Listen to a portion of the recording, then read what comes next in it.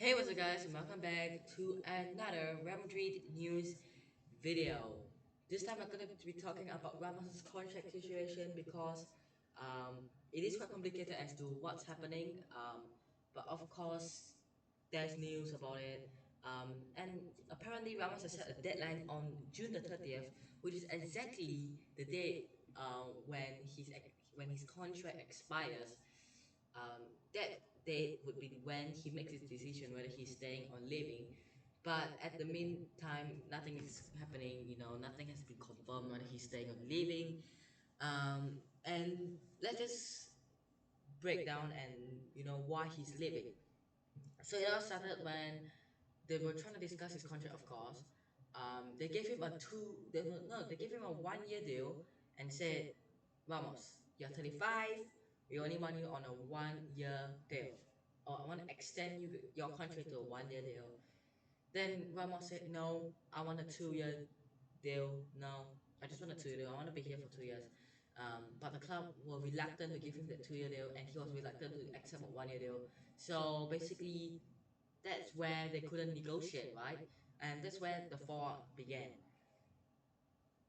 He apparently, this isn't really something that I think the club or he would come and say, but news from different sources have said that he has apparently told his teammates to not take the pay cut because that because he thinks that the club are gonna use that pay cut to buy and fund for Mbappe, which I thought it was quite hilarious, to be honest. Like, as the captain saying that to your other teammates, don't take the pay cut. They're gonna use that money to buy Mbappe. It might make sense if that is actually what's happening, but you don't tell your teammates that kind of stuff. You don't say to them, don't take a pay wage cut, don't take a pay cut. They're gonna use it to buy another player. You don't say that. No matter who the other player is, it could be Mbappe, it could be Haaland, it could be anyone. You don't say that. So that is the first thing I think that he shouldn't really have done. But if we believe that he has a reason for it, then of course I will. We have to find out what the reason for him saying that is. Um, and the thing is he actually trying to defend his teammates and saying, no, don't take the pay cut because they're going to use that money to buy another player? Is he trying to defend, or is he um, against the board, against the club? We don't know about that just yet. Um, so yeah, with that in mind, let's go on and kind of find out and see the good and bad of Ramos leaving, because there's of course ups and downs um, with everything. So yeah, let's try and find out the good thing and the bad thing if Ramos do leave. We'll start off with the bad thing, and I think that the bad thing, number one, is we're gonna lack someone with the leadership, the captaincy that he has got. He's obviously the captain of the club, and has been. So it is, I guess, understandable that without him at the club, we're gonna lack that leadership, because who else could be the captain, right? Modric, Benzema. I don't know. I don't think that they have got that captaincy and that leadership in them. So we're gonna lack, and we're gonna not have someone who has got the leadership, that captaincy, and we all saw it for the Chelsea game where was it the first? No, it was the second leg, wasn't it? I think it was the first or second leg.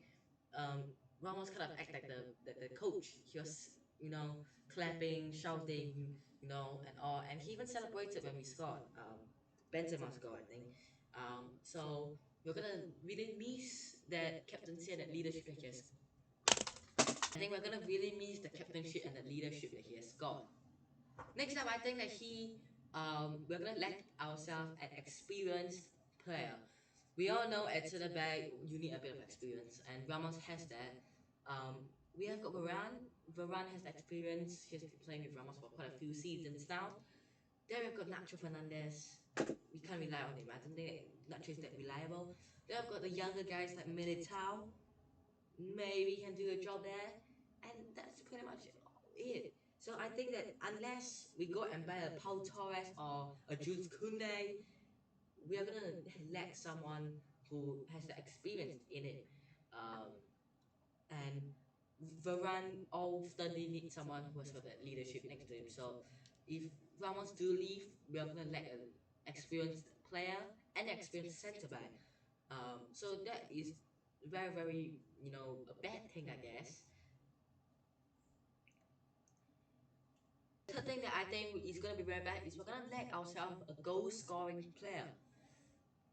If you look at Real Madrid goal scorers, apart from Benzema, we have seen Ramos and Casemiro as the next two top goal scorers for the club this season.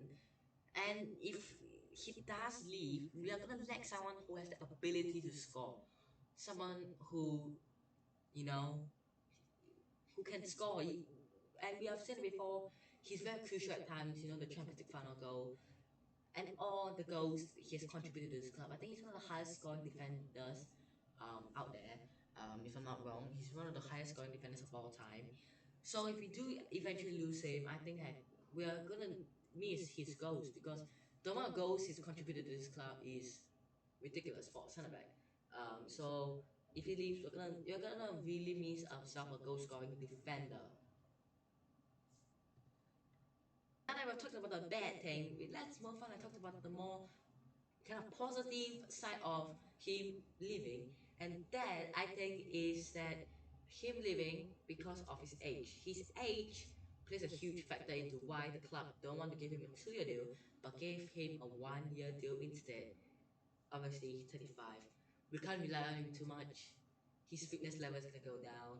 He can't play a full 90, and he might just go into retirement soon, like I don't know when, but maybe the next 10, no, not 10 years, next few seasons. I think he might play for another 4 5 years before he retires. So of course we are going to not say want to get rid of him, but I think that his age plays a huge factor. And for the second one, I guess you can say maybe because he's a bit aggressive. I think that this is more a threat to the opponents and not the fans. Is because of how aggressive he can get sometimes. Remember the fight with Messi? Uh, you know, it's one of the most memorable ones out there. One of the most memorable events, the fights. And against Hakimi as well when we played Inter.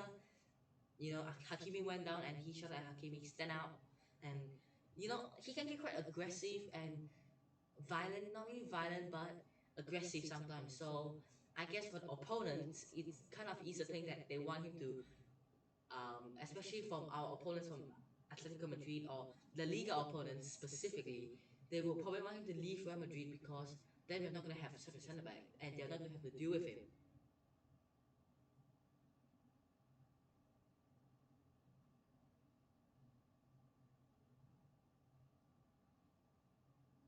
So there we have it. That is pretty much it for today's video. I hope you guys have enjoyed today's video. Hit the like button if you guys did. Subscribe to the channel if you guys aren't already. And I'll see you guys in the next one. Peace.